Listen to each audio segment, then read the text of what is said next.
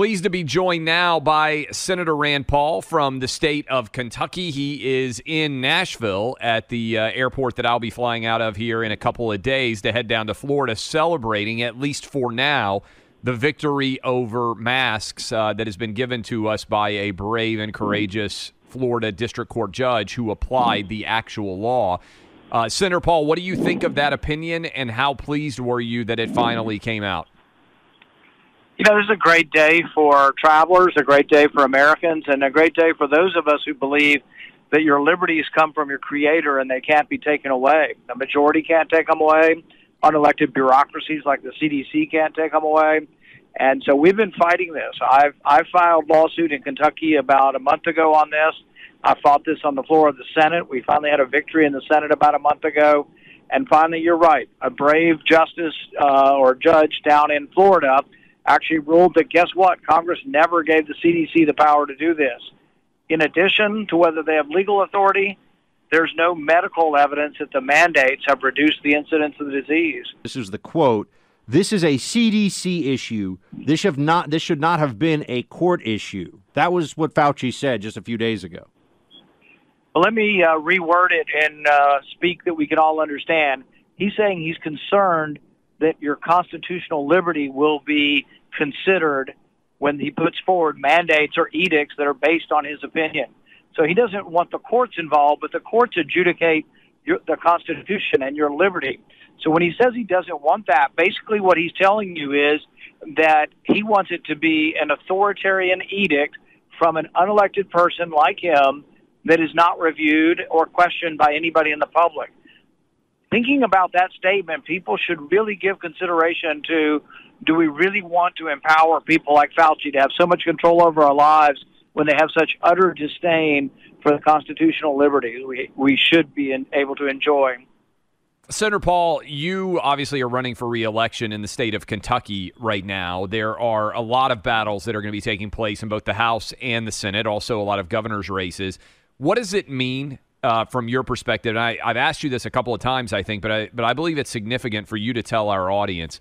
A Republican Senate and a Republican House means what for Dr. Fauci come 2023? It means that I promise, and I absolutely will follow through on this promise, that I will subpoena every last record. He will have to appear before my committee under oath. We will bring in all of the people who discussed covering up the origins of the virus. We will look at all of the documents unredacted. We are going to get to the bottom of this, mainly not so much to attribute blame, although I think there's significant blame to be had for Fauci and his cronies, but to make sure this doesn't happen again. If this came from a lab, we should acknowledge it, and then we should look at this type of research. I will bring forward scientists who are not partisan, not politically motivated, and we will discuss gain-of-function research, and we will ask the very important question, should this type of research be done in the United States? Should it be done internationally? Should we have an international convention such as the one we have on nuclear weapons and chemical weapons to ban this type of research so we don't have this happen again? So we're going to ask all of these questions, but number one on the list is we're going to subpoena all the records and get to the bottom of this. Speaking to Senator Rand Paul of Kentucky, Senator, also wanted to get your take on the situation as it pertains to the Biden administration right now and Hunter Biden. The laptop, the stories that are coming out make it seem increasingly clear that there was some access, influence, pay-to-play scheme going on in the past. We know the media lied about the authenticity of the laptop. Some are calling for a special counsel. Do you agree with that? And do you think this is a headache that the Biden administration and even the Democrat-aligned press is going to have a hard time ignoring for the rest of the year?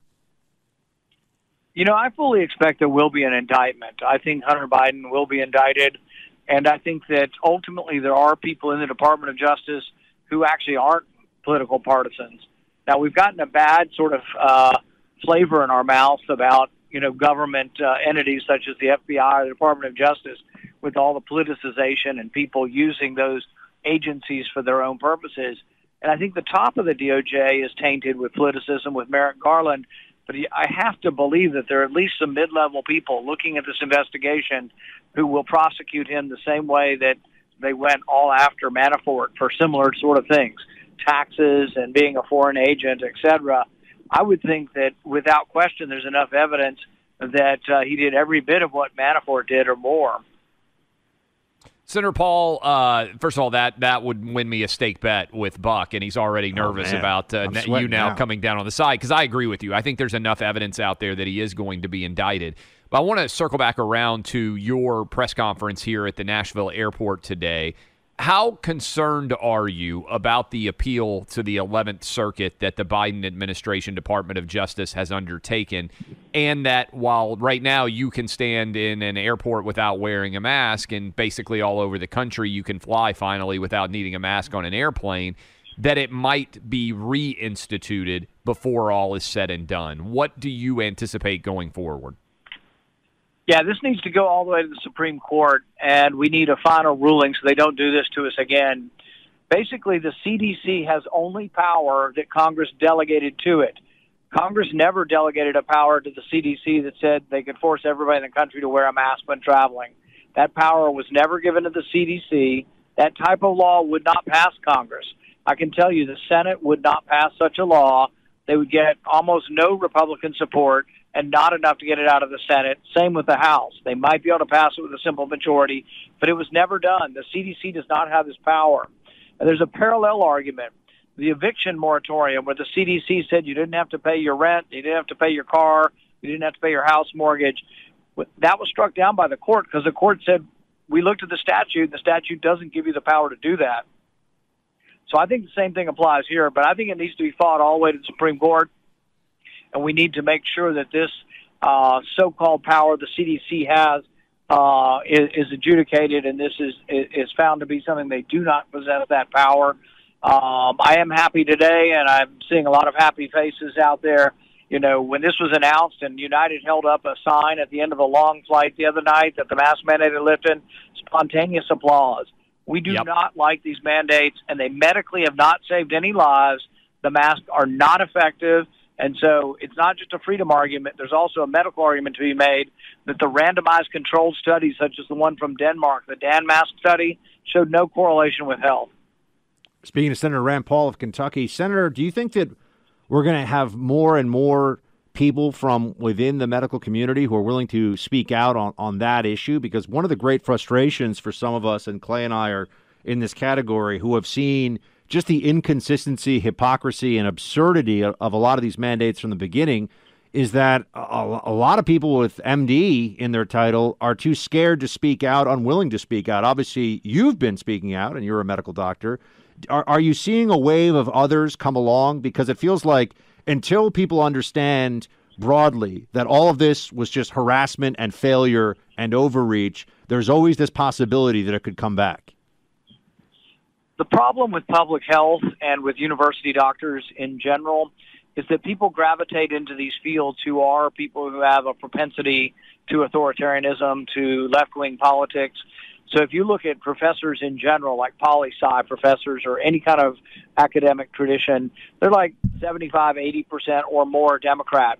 The same would go for public health doctors and university medical doctors. So there tends to be a tendency towards Democrats and liberal Democrats filling these positions. But there are some good doctors out there. Jay Bhattacharya from Stanford has been a very sane voice on this. Martin Kulldorff from Harvard, Scott Atlas, who worked for Trump. There have been a lot of good voices on this, and they've actually started a new think tank at Hillsdale College, which I think is going to be a great addition to scientific thought. But the bigger, broader question here is scientific inquiry, scientific truth comes about through disputation. You have to be able to argue your point. And if we ban certain types of speech or certain ideologies, like if you think climate alarmism is an extreme point of view and you want to question that, you're now banned from social media. So we have to have an open debate. And what I say is quit any forum that doesn't allow for open debate. We should not participate in people who hate the First Amendment and who hate the concept of freedom of speech. We just shouldn't use their forums. To make that be brought home to our audience, Senator Paul, you remember this. We had an interview with you that YouTube refused to post because they didn't like some of the conversation in our discussion. And with that in mind, I'm curious what you think about the possibility of Elon Musk taking over Twitter. What could that mean? Are you optimistic about the changes that he could bring to bear there? I am worried about the psychiatric treatment that will be required for all the left-wing nuts that work at Twitter because they've gone completely insane. I think they're pulling their hair out. I think they're very nervous at the concept of freedom of speech. And so we should be loud and clear that those who are for censorship are from the left. But, yeah, I quit YouTube. I don't use YouTube anymore. I haven't posted a new video since I quit them. I may have old stuff up there, but I haven't posted new videos. I post all mine on rumble.com, and I'm for any competitor to big tech, and my goal is really to leave some of the others. I may stick around on Twitter for a while and see if Elon Musk buys it and we get our freedom back there. But if not, eventually I'm going to leave all of them. Senator Rand Paul of Kentucky. Senator, always appreciate you hanging out with us on the show. Thanks so much. Thanks, guys. Miranda Devine, who deserves multiple different Pulitzer Prizes for her work with the New York Post, in particular on the Hunter Biden investigation. And Miranda, appreciate you joining us. Always fantastic. I want to start with this question. What do you think the situation will be with Twitter now with Elon Musk? Do you have any indication, for instance, what his thoughts were on Twitter banning the sharing of your New York Post story from October of 2020 about Hunter Biden, the laptop, the implications for Joe Biden? Any sense of whether he at that time recognized that as being something that was the wrong choice by Twitter? Any idea from your perspective what this might mean going forward for stories such as yours? Hi, Clay and Buck. Look, nothing direct, but what we do know is that Elon Musk is for free speech, so therefore would automatically be against the censoring of the New York Post story. And B, we know that he has been talking and is friendly with Jack Dorsey, the founder and originator of Twitter, who has said in recent times that the biggest dysfunction at the company was the board. And the board is the one that was implacably opposed to Elon Musk buying in and was, talking about a poison pill, etc. They've now buckled and realized the reality. And I think it's all good. You just see the meltdown there from Twitter employees, from lefties, from Democrats, just, screeching about the idea that somehow if Elon Musk comes on board, that he's going to censor people or do exactly what Twitter has been doing. So they're just projecting. They have treated, and it's so obvious now, they have treated Twitter and to some extent Facebook and Google and all the other sort of tech platforms as their own personal playthings, as their way to censor their ideological opponents and promote their own lies. Miranda, thanks for joining us as always. Did anyone after that incident, which I think very much led in the same mentality that had the suppression of the New York Post story about Hunter Biden's laptop, then led to the actual ejection from Twitter of a sitting president of the United States? Should be noted, Facebook also went along with the suppression. It wasn't just Twitter right before the election. I was just wondering if that company, if Twitter specifically, or Facebook actually, decided to reach out and try to be, this is pre-Elon buying it. I just want to know, did they ever apologize? Did they say, hey, we're sorry that you guys broke a big story and that we crushed it because we didn't like what it was telling the voting public? Not even the slightest. At least Jack Dorsey, when he was hauled before one of those stupid Zoom Senate inquiries, said, well, look, it was a mistake. We shouldn't have, locked the New York Post account for 2 weeks before the election. Nothing from Facebook. And if anything, I think Facebook was the instigator of that censorship, because you had, a former Democrat employee who was in a very senior role at Facebook who was the first to announce this throttling of the story just a few hours after it went live in October 2020. And so you feel like behind the scenes there was some really desperate coordination going on, coordinated by the Democrats with their pals in big tech. And they did it very quickly. And then, of course, it went on to their pals in the intelligence community, where you saw John Brennan and the rest, Leon Panetta and so on. Those 51 former intelligence officials came out 5 days after our story with that completely bogus letter saying that the laptop was Russian disinformation. But that served as a fig leaf for the rest of the media to ignore the story before the election. We're talking to Miranda Devine, who deserves multiple Pulitzers for the work she did on the Hunter Biden laptop and its connection to Joe Biden. And I'm curious, we now know from your reporting that at least one of Hunter Biden's business associates visited the White House. I believe the number was 19 times. What can you tell us about that relationship, those visits, and what it might mean about Joe Biden's knowledge and relationship with at least one of Hunter Biden's business associates? Well, we've counted now, I think it's up to 24 of those visits. And, one of them was specifically with Joe Biden, but the others probably he met Joe Biden because they were with his senior officials or basically clerical assistants, often people assigned in by somebody other than the person that they're meeting. And we know that twice he went to visit Steve Ricchetti, who was Joe Biden's chief of staff. He also had one meeting with Jill Biden's staff. What it tells you is that Hunter Biden's business was a family business. It was a Biden family business, and that was doing the influence peddling overseas and raking in tens of millions of dollars from China and Russia and Romania and Ukraine and Kazakhstan, you name it. And that money was flushing through the Hunter Biden accounts. And Joe Biden was getting not only having some of his bills paid by his son Hunter, but also Hunter's senior business partner, Eric Schwerin, who was visiting Joe at the White House, also was doing Joe's tax returns. He was involved in Joe's mortgage. He also had signature privileges over one of the accounts that Joe Biden and Hunter Biden shared. There was a tax check that Eric Schwerin told Hunter that he was going to deposit that belonged to Joe, deposit into their shared account, and then he was going to write another check for Hunter from that account. So it's a very incestuous situation. This is an adult, 52 years old. He and his father had a lot of business in common, and Joe Biden also met multiple of Hunter's overseas business partners. He met them overseas, like in Beijing.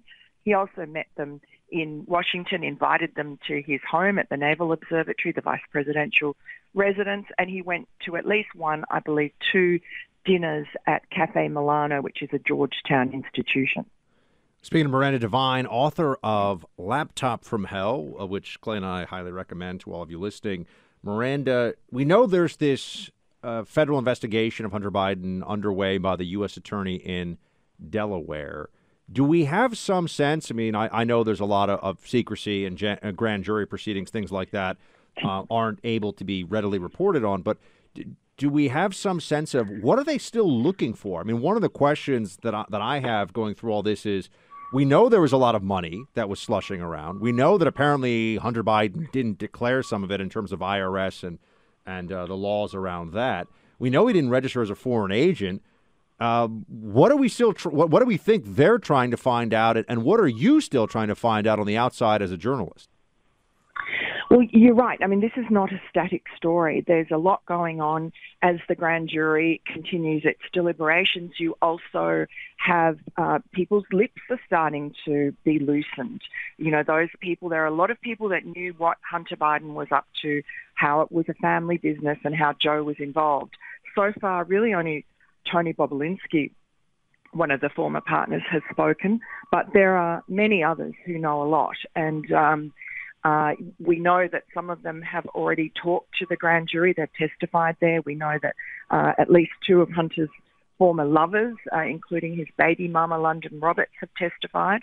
And we know that the grand jury is asking questions like, who is the big guy? And the big guy being Joe Biden. That's what Tony Bobulinski tells us, and that's what you can tell from reading the laptop and Bobulinski's WhatsApp messages with Hunter and Jim Biden. The big guy was one of the names that they all used as a sort of a code for Joe Biden. They also, Hunter called him my chairman. And so there's a lot of involvement there of Joe Biden. This family influence peddling scheme was, it was orchestrated by Joe. Joe was intimately involved with it. He had been doing this since his earliest days in Delaware, and he just internationalized it and industrialized it when he became vice president. The money just got so much more because you had countries like China and Russia and Ukraine lining up at the door, wanting to put money into the pockets of Joe Biden's family members in the hope of a quid pro quo. We're talking to Miranda Devine with the New York Post.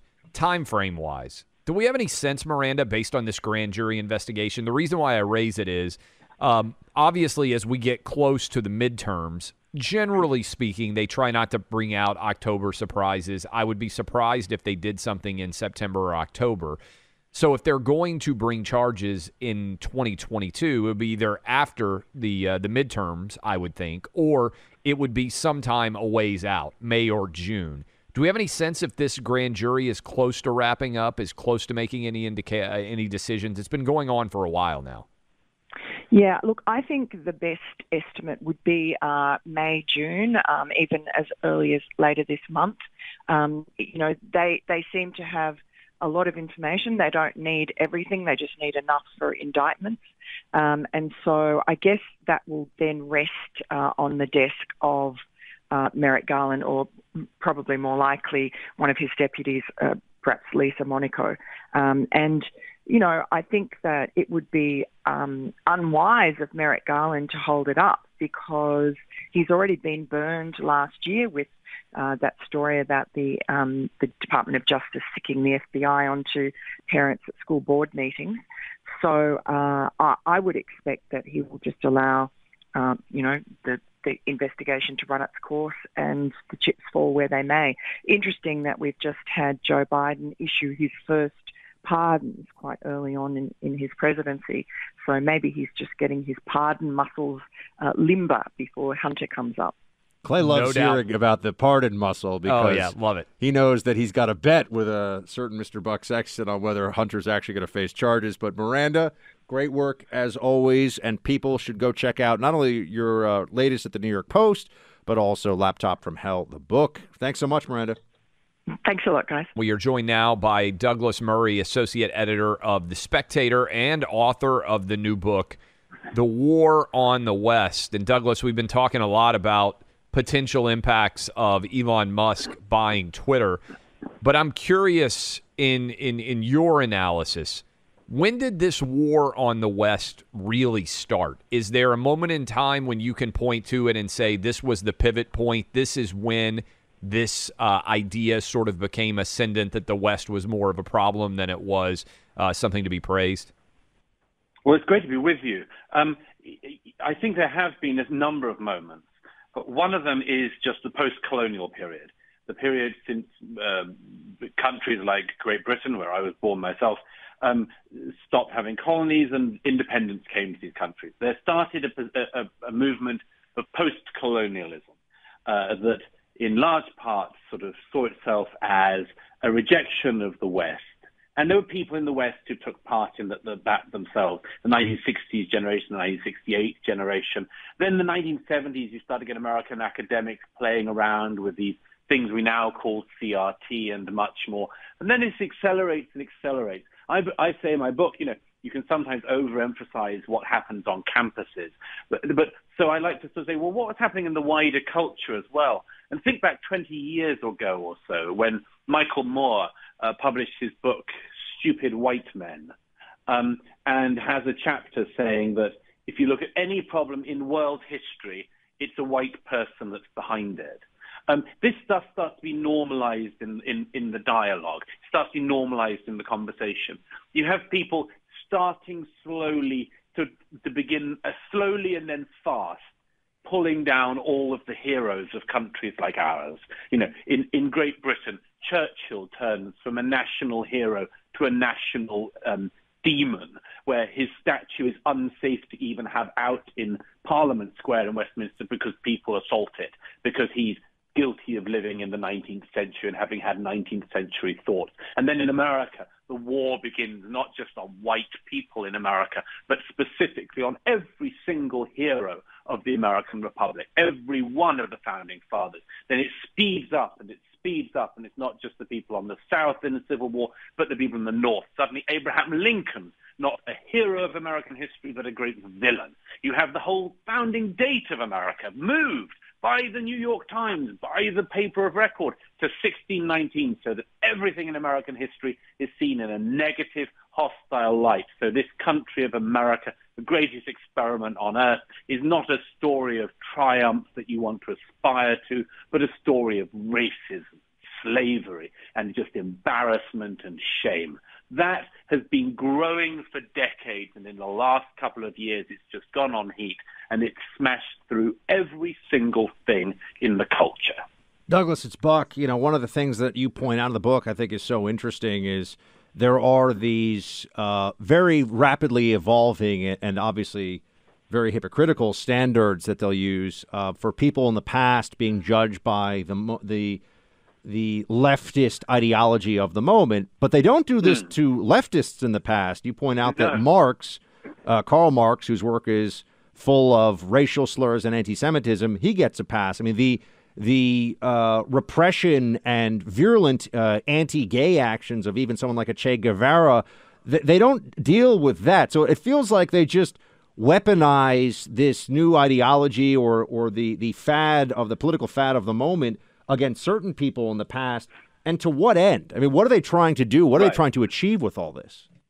Well, you're quite right, Buck. I mean, I quote one of the great racist hucksters of our day, the man who calls himself Ibram X. Kendi. Kendi attacks Thomas Jefferson because of one excerpt from a letter of Thomas Jefferson's that he totally misrepresents, and as a result of which labels Thomas Jefferson a racist. So I say, okay, so you've decided that Thomas Jefferson is a racist, everybody in the past is a racist.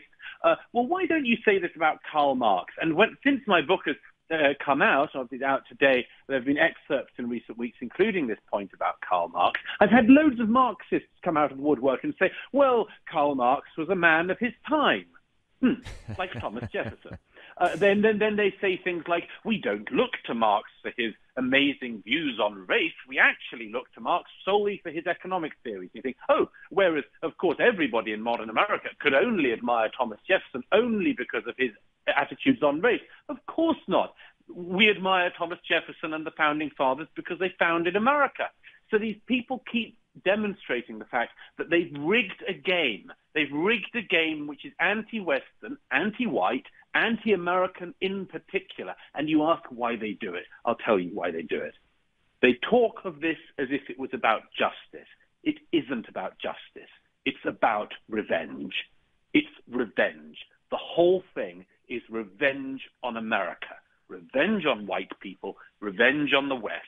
It is a completely racist movement that has got hold in our time, and I want to arm people with the facts we need to push this movement out of our lives. Do you think we will win? I think this is a big question, right? Because people look around, many of our listeners, and say, I never would have believed that the United States would be as crazy as it is right now. And crazy is obviously a broad category. But you look around on a day-to-day basis, and we really have, it seems, lost control of our faculties. So will we win this battle? And if so, how do we win this battle from your perspective? Well, here is what white Americans and white people in the West are being told at the moment. We are being told that we are uniquely guilty. We're guilty of things that happened centuries before we're born. We are born into guilt. Everyone else is born into innocence. Nobody else has anything else to atone for except for us. We are told that everything in our history is rotten. All of our heroes were scoundrels. We have nothing to be proud of. We never did anything good in the world. Everything we ever did was bad. Our whole culture is rotten, racist, riven through with white supremacy, and much more. So the best thing we can do is to be born, discover how guilty we are, and then die as soon as possible. Now, here's a proposal for you. I think if you tried to do this, if you tried to argue this and make people believe this from a minority community, it wouldn't work. Who would want to be told that for year upon year, for generation upon generation? I don't think it would work with a minority. Here's the thing. The race hucksters, many of whom are white themselves, like Robin DiAngelo, the race hucksters are trying to make a majority population believe this about themselves. A majority population in the United Kingdom, a majority population in the United States of America. And I do not believe in the long term that that can succeed. What majority population would put up with this for very long? You know, I believe that most American people, like most other people in the West and indeed in the rest of the world, want to think well of themselves, want to have justifiable pride in the things they've done well. They don't want to hate their forebears. We're only here because of our forebears. You know, I quote Branch Rickey, said once, luck is the residue of design. We in America are in the luckiest damn country in the world, and we have the evidence for it. It's the country that most people in the world want to come to. Now, is that simply because of what we are now? No. It's because of what we were. It's because of the people who came before us. It's because of the generations who came before us. It's because of the founding fathers. It's because of Lincoln. It's because of all of the heroes of America. So here's the thing. I think they have no chance at all, these racists, these new racists, of persuading the American people and the Western publics as a whole of this horrible, horrible anti-white, anti-Western, anti-American stuff, unless they persuade us that their lies are true.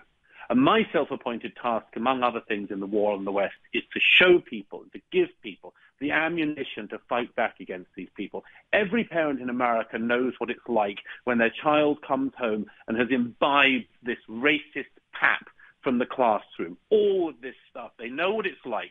They know what it's like when their kids return from school and have been told all these monstrous lies about American history.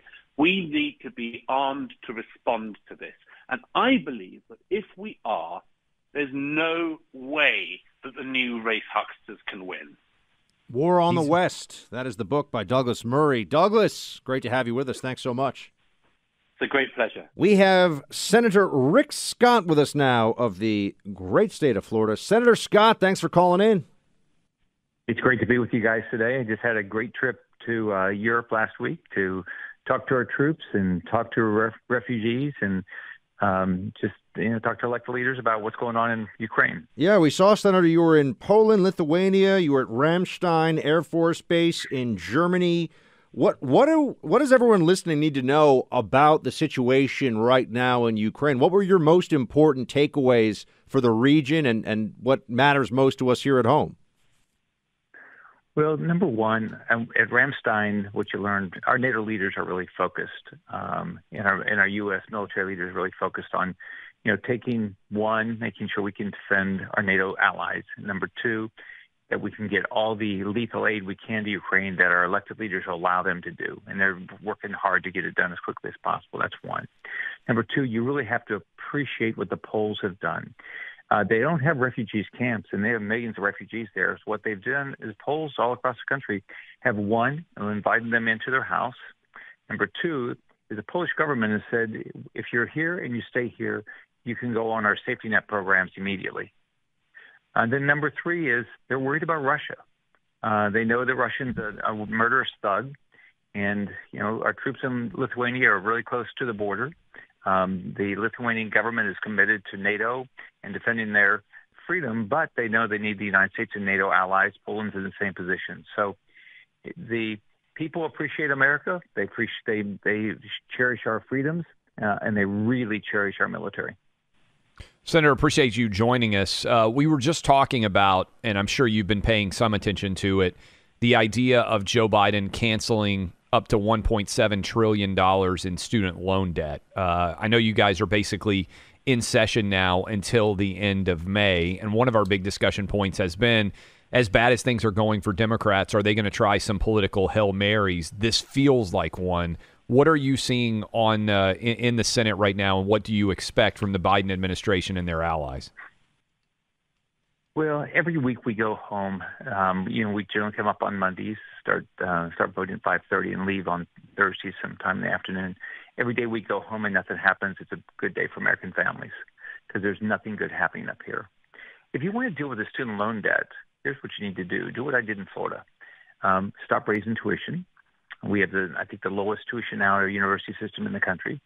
Number two is make sure kids get jobs and make sure they get good paying jobs.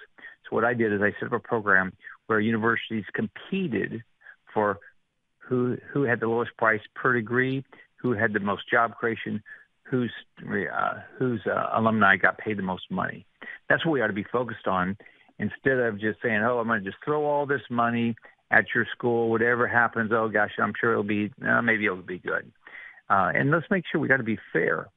We got to be fair to the people that paid their way through school like I did. I know I got the help of the GI Bill because I was in the U.S. Navy. But they went and worked full-time, or their parents worked full-time, or their grandparents worked full-time to pay for their way through school so they have no debt. We need to take care of them. And, we got to make sure, our graduates have degrees where they can pay off these debts. If you're going to run up X dollars of debt, then you need to have a plan to pay it back. Speaking of Senator Rick Scott of Florida, Senator, you've probably seen DHS. The Biden DHS has released their memo of what's going to happen going in here to the end of Title 42 at the U.S.-Mexico border. How do you foresee this actually playing out? And, there's some Democrat senators, some of your colleagues, who are certainly expressing their concerns about the Biden policy. Is this going to be a massive political liability for them, assuming we have this tidal wave of illegal migration that comes in, and it just feels like lawlessness is increasing at the U.S.-Mexico border? It's fascinating. I've been up here 3 years, and it's fascinating to watch people, how they act during election years. Like Mark Kelly, he voted last year 3 times against any border security. No, that wasn't a good idea. He'd go home and say he needed it, but he'd vote against it up here. Now, all of a sudden, oh, gosh, if we get rid of 42, that's going to be a problem. Maggie Hassan, she's worried about her election in New Hampshire. She goes down to the border, and then she goes home and she gets protested by the radical left. So what these people are doing is they're saying, oh, gosh, I got to get reelected. I don't really believe in border security. These Democrats don't believe in border security. But, it's election year. I'm losing votes here. This sounds bad, so I'm going to go act like I care. They don't care at all. And by the way, Mayorkas, the Secretary of Homeland Security, that guy never – all he's done is make sure the border's completely porous. There's nothing that they're doing that is actually controlling illegal immigration. We like immigrants. I'm from an immigration state. I'm from Florida. We like them. Legal ones, right? Because here's what happens. There's a lot of wonderful people that want to come, but you know what? I don't want their drugs. I don't want the terrorists coming. The only way you can prevent that is having a secure border. And these Democrats are just committed not to do it. So I want to allow people into our country that want to live our dreams, right? The American dream, not a socialist dream, but want to live the American dream, and I don't want drugs coming across the border, and I don't want terrorists coming across the border. And gosh, that's where the American public is. So these Democrats who are all for open borders, except during an election year. Senator Rick Scott of Florida, I know you're in a federal position now, but as you mentioned, you've been in state government before. What kind of reaction are you getting over the Disney World flap that has developed in the state of Florida? What are your constituents saying? How would you analyze it? What happened to these companies? What's Disney thinking? I'm a business guy. I would never get up and say, look, how can I make half or more of my potential customers mad? I think I'll do that today. That's what Disney just did. It was a common sense bill that we're not going to talk about sex to grade schools. Gosh, that's not controversial at all. But we've got Coke, and we got Coke and Delta complain about a better election bill for Georgia. But think about it. Disney, they don't say anything in China about the Chinese government. Neither does Delta, Coke, NBA, because guess what? They're just out to make more money. They don't care. Oh, in China, it's okay. You don't have a right to vote. Don't worry about it. You put people in prison. Oh, I'm not going to worry about that. Anything in China, you can censor anything I do. I'm not going to worry about that because I think I can make some money here. But in America, they're hypocrites. They have a position here, which doesn't make any sense to me why they would make some of their customers mad, but they take a completely different position in communist China. You get sick and tired of these companies like Disney and Delta and Coke and NBA and these people that they're just in it they want to be social warriors here, but they want to be profiteers in China. How do you think they're reacting from a business perspective inside of the Disney corporate suite as a reaction to what Florida has done? What do you expect those conversations look like? I don't know. I mean, I used to deal with Disney as governor, and what they're doing, you say to yourself, who thought of this? How would you do this? I mean, I canceled Disney Plus. I don't plan on going to Disney.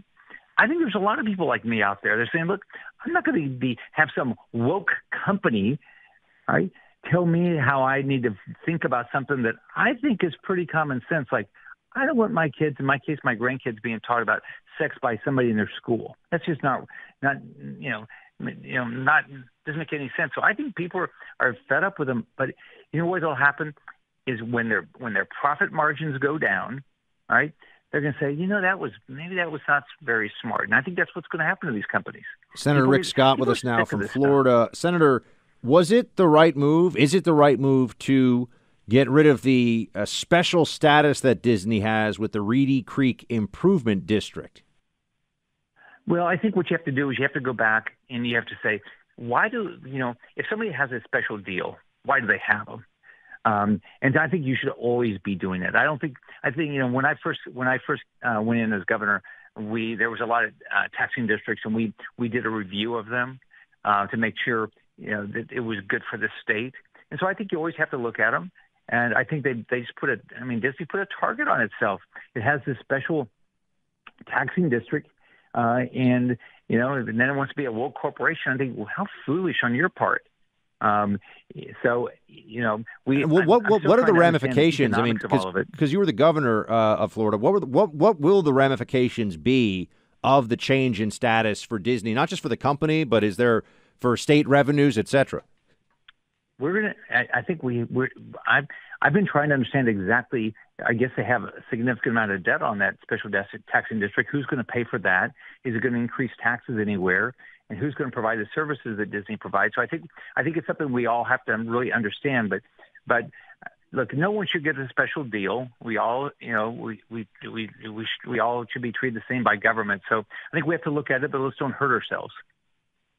Senator, we are very thankful for the judge in the Tampa area who overturned the mask mandate on airplanes. And as part of that was a Trump appointee, hugely important, obviously, with what you do in the Senate is who the judges are.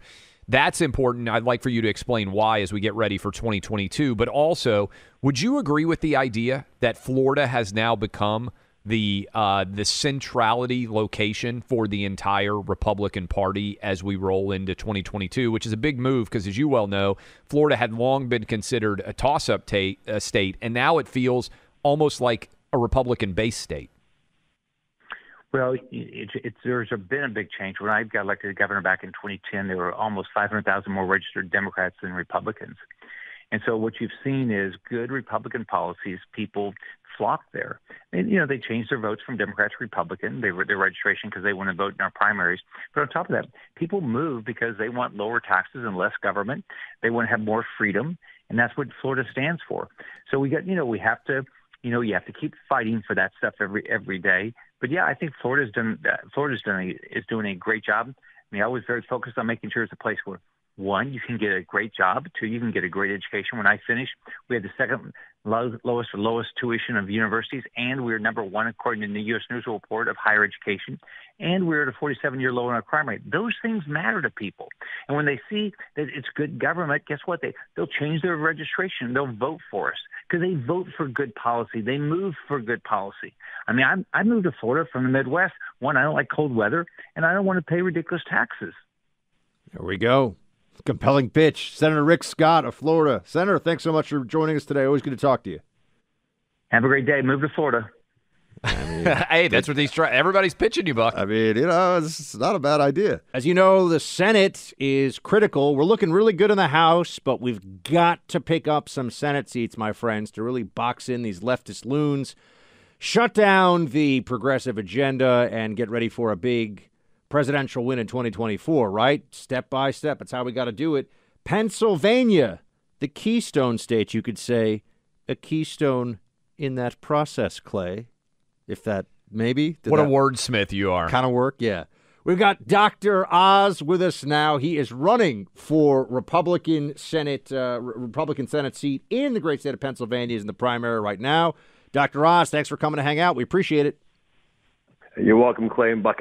It's a joy to run for the Senate here because there's so much opportunity. I tell you, you want to be optimistic in life? Go talk to Pennsylvanians about what they can do if we can get the government out of their hair. So Doc, I got to ask you, because last time you were on, we had you on, and I mean, Clay and I were both struck by, you're hitting the right notes. We know conservative folks all across the country. We know what's top of their minds. You're saying a lot of good things. You are getting some heat from the right, though, from people who are saying, is he the real deal? And they play clips from your show from years ago where they say, well, this is what he said then, this is what he says now. We want to give you an opportunity. What do you say to that? To anyone who says, do you really believe, they might be hearing all the right things from you right now. Do you believe all these things? How did that transformation come about? I 100% believe it. And listen, I host a show like you host a show. You have people who come on the program that you don't always see eye to eye with. But if you're on network television, my job is to preserve the First Amendment, to have people on that I don't disagree with or disagree with, that I might not even like. But my task is to ensure people at home are exposed to ideas. I'm a conservative person. I have been my whole life. But I'll tell you, President Trump made it pretty simple for everybody. He said, I'm going to quote him, I'm smart, tough, and will never let you down. And he wrote that announcement himself. Listen, I get the stuff. I understand the facts around COVID, around energy policy, and I know what's wrong exactly with the school systems and with healthcare. That's sort of self-evident. But you got to be tough to fight for what matters, and I'm not going to let you down. He said it on purpose because my whole life has been about going to war on things that matter. I have risked, and you know what this means, everything to go to battle with big tech, big pharma, big agrochemical companies. I took on the U.S. government. I have the scars to prove it. I cannot be bought. So you don't have to guess what my history is.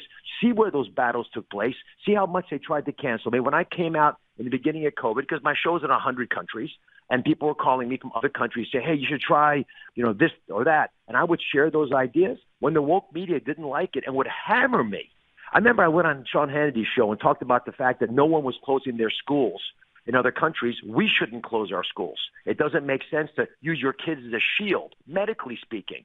And I just got torn apart for that from primarily the left, but I got attacks from everywhere. It didn't matter to me. It was the right thing to do. And the last word of the Star Spangled Banner, remember that word? Home of the brave. I played football in college, and I would wait for that word before I could run out on the field and you get relaxed when you're running around. But that word always struck me so important because you cannot be free if you're not brave. I've taken brave positions throughout my career. I'll continue to take them as a senator from Pennsylvania. What does it mean to have Donald Trump's endorsement in Pennsylvania? Gargantuan, massive impact. And it's not just that it makes campaigning easier because even more people come to watch you, and folks who are not sure about you will open their minds and come listen to you and become converts. But also President Trump has a very clear vision of what America First means. And when he says Oz shares that vision, when he says I'm pro-life, that I'm strong on crime, the border, election fraud, the military, and vets, when he says I will always fight for our under-siege Second Amendment, by the way, he said all those things, that elevates me in the eyes of a lot of folks because there's a massive advertising campaign against me. That's, by the way, why so many conservatives aren't sure, because there's been $30 million, primarily Wall Street money, spent to tell them that I'm not what I say I am. And so it takes a little effort. And, listen, I've been in front of people for many, many years. They know exactly who I am if they've watched the show. Everybody else is figuring it out as they weather these storms. But having President Trump say, I looked carefully at all the other candidates, the other people that Oz was competing with, I checked them all out, and he is the one I chose. And he came on to do a teletown hall on Friday and really went at this issue. He said there are other candidates who are claiming I support them. I don't. It's Oz. There's other candidates who are pro-China who will sell us short on China. Oz won't. And that's, by the way, China's a big issue for everybody. We take our eye off the ball as conservatives sometimes. But while we're talking about all these other topics, China needs to destroy us because they have a system built on a surveillance state, authoritarian, that has an economy that works. We're the only competition. We have a democracy, obviously, that has a capitalistic system that also thrives. So the entire world is watching this battle between the behemoths, and China is already at our throats. They're already trying to take us down. They're cheating, putting university professorships in, taking patents in technology. Their disinformation is massive. All this, by the way, happening because they know that if they can sink us, they're the only option for the world. So we're not just fighting over the soul of Pennsylvania or even the nation, as you hinted at the beginning. I'd be the tie-breaking vote in the Senate. But also the entire planet needs us to thrive as a nation. Speaking of Dr. Oz, he is running for Senate in the state of Pennsylvania. And so, Doc, on the economy, because that's what this midterm election, more than anything else, all the polls, and we don't even need polls, we just know, right? What is the top concern of voters in a moment like this? It's going to be inflation. It's going to be the cost of living. It's going to be a sense of economic malaise, stagnation, perhaps even stagflation going forward. We're $30 trillion in debt. We have Democrats who openly say, and I mean Biden himself, that by spending more money will bring inflation down. What do you think? What would you support if you were fortunate enough to be the senator from Pennsylvania as an economic strategy to get us back to where we were in 2019 when we were asking ourselves, how can this greatness just continue? Energy, energy, energy. When I travel around the Commonwealth, if you get a coffee at a diner, the woman serving you will sit next to you and lecture you better than Joe Biden could about why energy policy has to change. It's a dramatic driver of inflation because gas prices have rocketed up. It also provides incredible value to the standard of living within the communities where we allow, for example, natural gas to be pulled out from the ground. And it makes us energy independent and dominant so that we can negotiate with allies and enemies with a position of strength. We can also help our allies by shipping our natural gas over there. Let me give you a stat that's going to blow your mind. If I took the natural gas under my feet here in Pennsylvania, which could power the entire country for 200 years, by the way, and I started to ship it overseas to replace their sources of energy, it will be the equivalent of electrifying every vehicle in America, plus putting a solar panel on every roof in America, plus doubling wind energy production.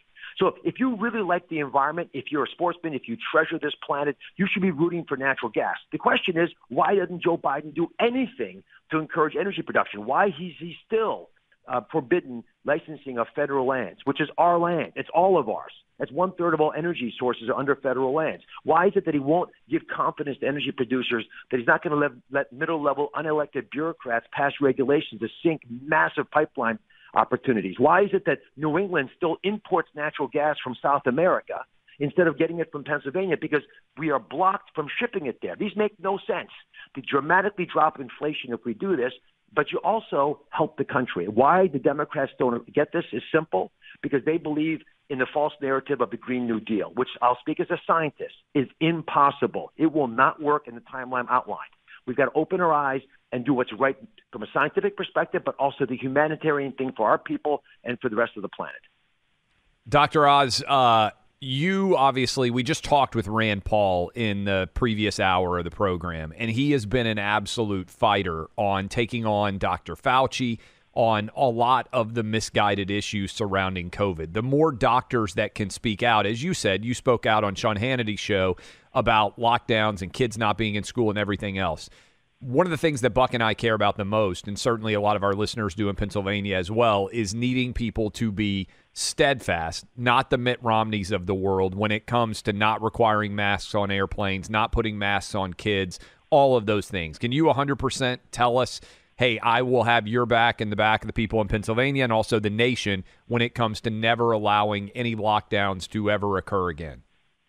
Clay, I've been on the record for this over and over, and you should ask Rand Paul, who I've had on my show, and I visited him. 100% agree with his approach to Fauci, who I've called for Fauci's firing because he's incompetent. And I'm not the only one who thinks it. Other public health officials think it. Scientists were censored by him. We all have questions about this process. Some of us, like me and Rand Paul, more aggressively believing mandates should never happen because they don't work. And there's more and more data now from Hopkins, for example, proving they didn't work. But the Democrats create a false story here. They say, how many kids are you going to let die by not putting masks on them? Well, that's an impossible question to answer, but it's a false question. That's not going to happen. Masks do not keep kids alive, and because they don't affect kids, period. Thankfully, kids do really, really well. Kids don't have a major problem with this. If they do get infected, they tend to do superbly well if they're healthy, and it doesn't change whether they get sick or not based on whether they wear a mask. So the Democrats manufacture a story that tied Republicans in knots. And this is something I pledge to you. Not only, as President Trump said, will I not let you down, but I'm not going to walk into the culture war knife fights with 3x5 neatly arranged index cards. This requires us to roll our sleeves up, take our jackets off, and fight in the trenches where the culture wars are won and lost. And this is what the Democrats have been doing to us. They've taken over media. They've taken over our universities. Now they're going after our kids. And they're starting to get industry to be censored. When you see things like Disney taking a position against, I think, a very rational law in Florida, which is their decision to make about whether they want to teach gender issues to 7-year-olds, which I don't think makes sense because you don't teach calculus to 7-year-olds either. They can't process it. But why are corporations getting involved in these things? There is a censorship happening at a very, very deep level that we have to stop. The biggest complaint, I do these big rallies all over Pennsylvania. The biggest complaint is Republicans, don't feel like they can say what they see. They don't feel comfortable expressing what they know to be true in their hearts. That's why we will win big in November, because that really bothers Americans. You've got 3.8 million followers on Twitter. Right now, we've been talking a lot about today, Elon Musk, the potential of him buying Twitter. If it happens, what would you like to see Twitter look like going forward? Twitter should not be able to arbitrarily and secretly censor people. They should not be allowed, and this has happened to me in different settings, and probably many folks have experienced this. All of a sudden, your post is missing, and you don't know why. You can't explain it. It has to be an open platform. I liken it to the telephone lines. It's a common usage issue. In order to talk to each other, we are using Twitter. That's a good thing for the company if they treat it correctly, but it's a sacred obligation if you're the phone lines that the phone lines go everywhere. You don't not deliver phone service to Democratic homes or Republican homes. Everyone gets to have a phone line. That's what, to me, keeping America's First Amendment intact translates to.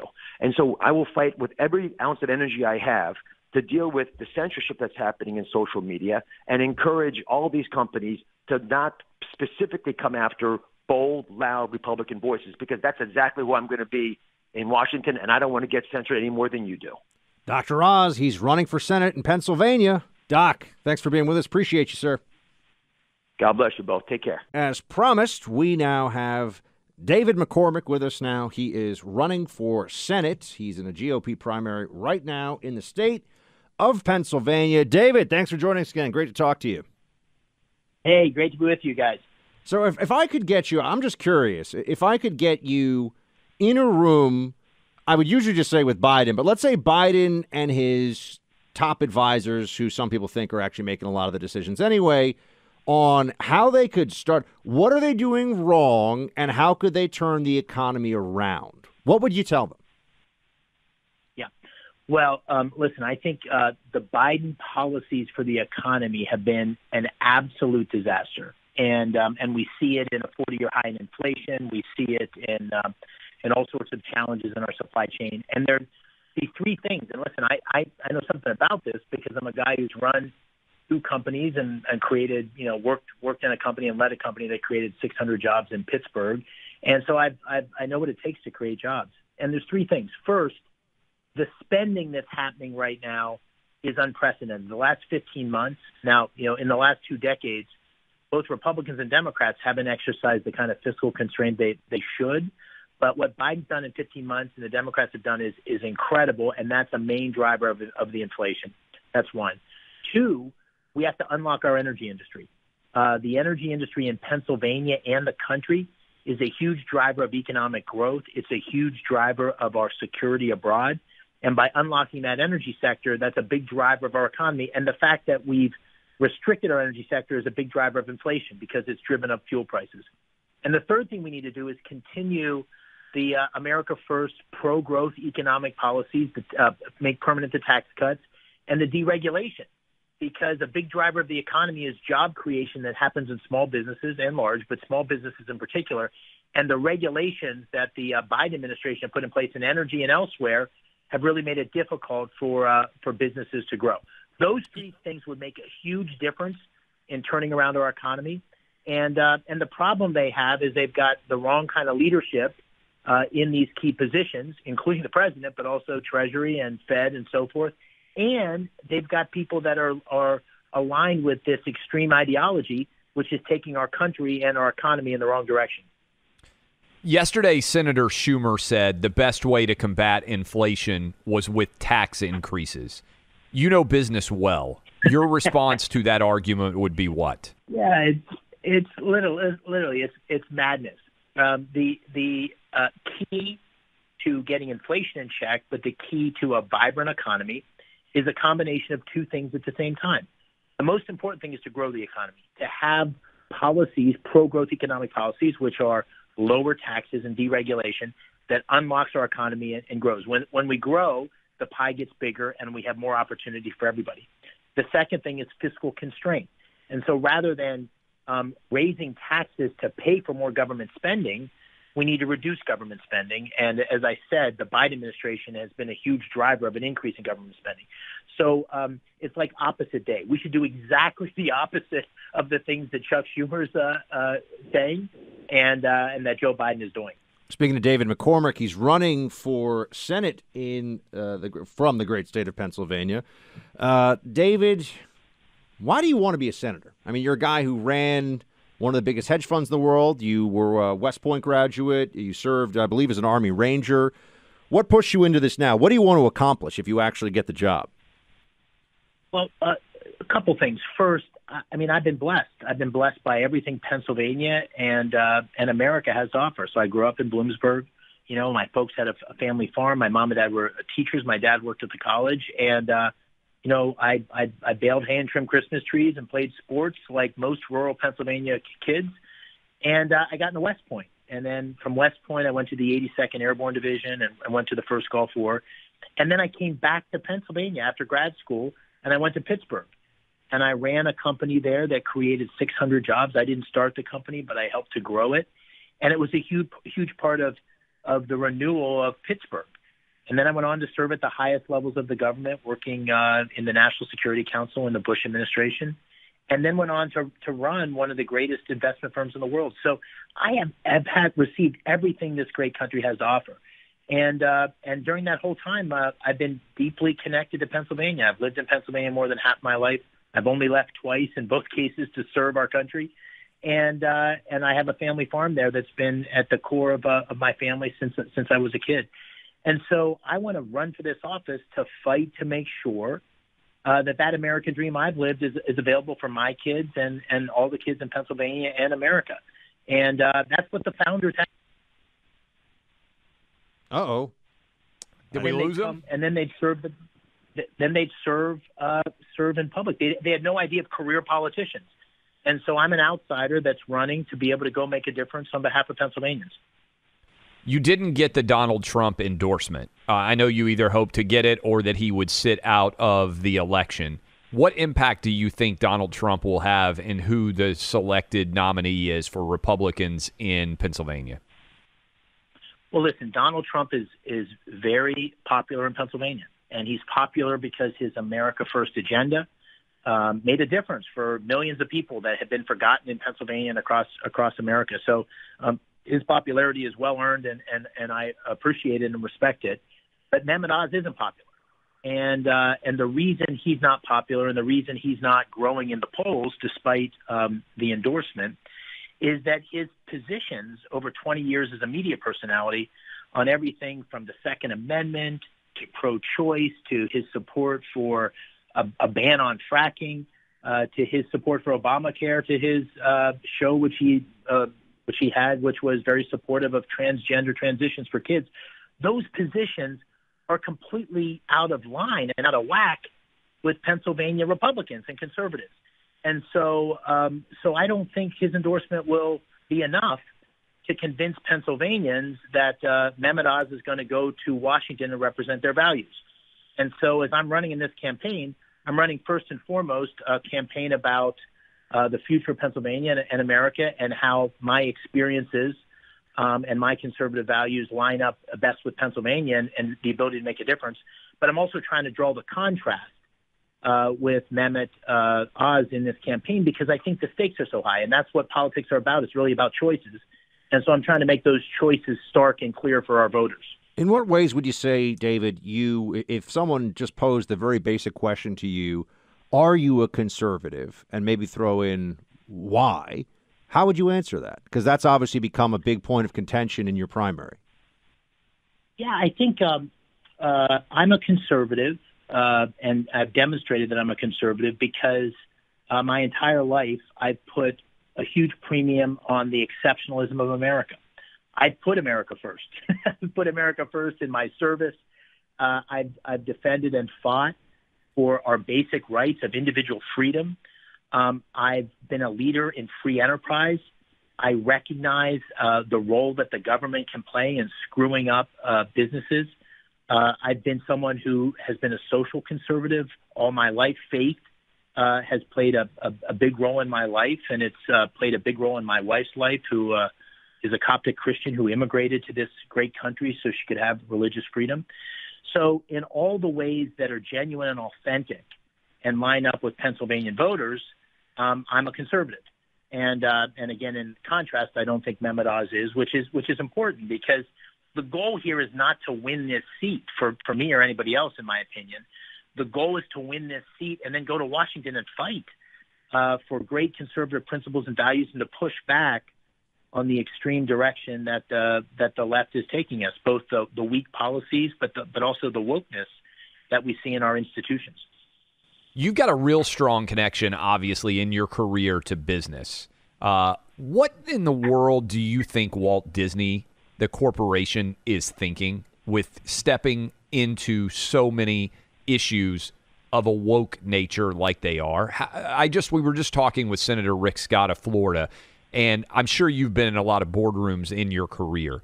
What is the conversation like when Bob Chapek, the CEO, goes in and they talk about losing the Reedy Creek special treatment, the basically that he's walked into a hornet's nest and he's now getting stung on every different direction? What do you think that conversation is like? And based on your knowledge of business, what's motivating it and how do we change it?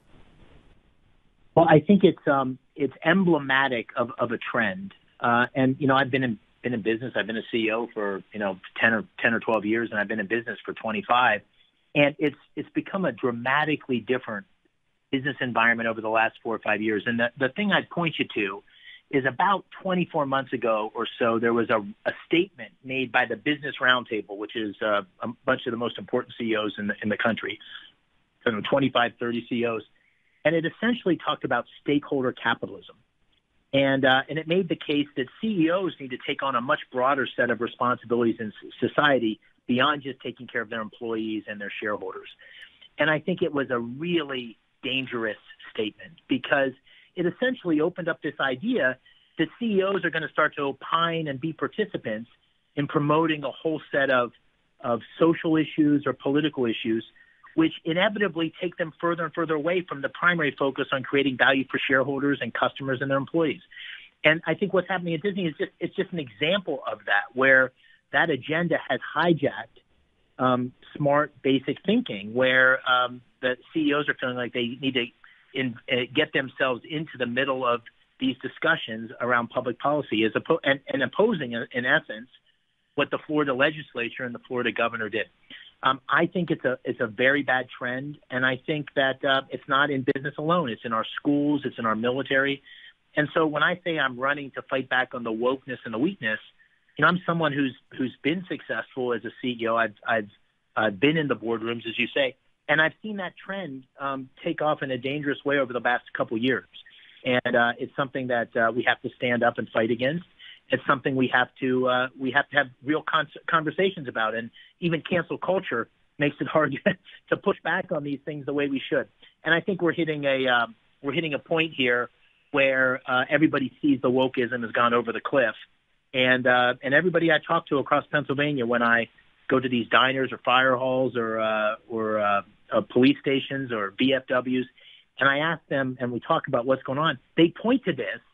They point to these woke policies in our schools and in business and so forth is one of the things that's concerning them most about the direction of our country. And, you started with the question of economic policy, but the extreme left is not just screwing us up economically or in energy policy. It's really reinforcing this cultural focus on wokeism, which I think is really dangerous. Thank you, David McCormick. We'll hope to talk to you again soon. The primary is in May, and it's going to be a battle. Encourage Pennsylvanians to get out and vote, and we'll talk to you again soon. Great to be with you. Thanks so much.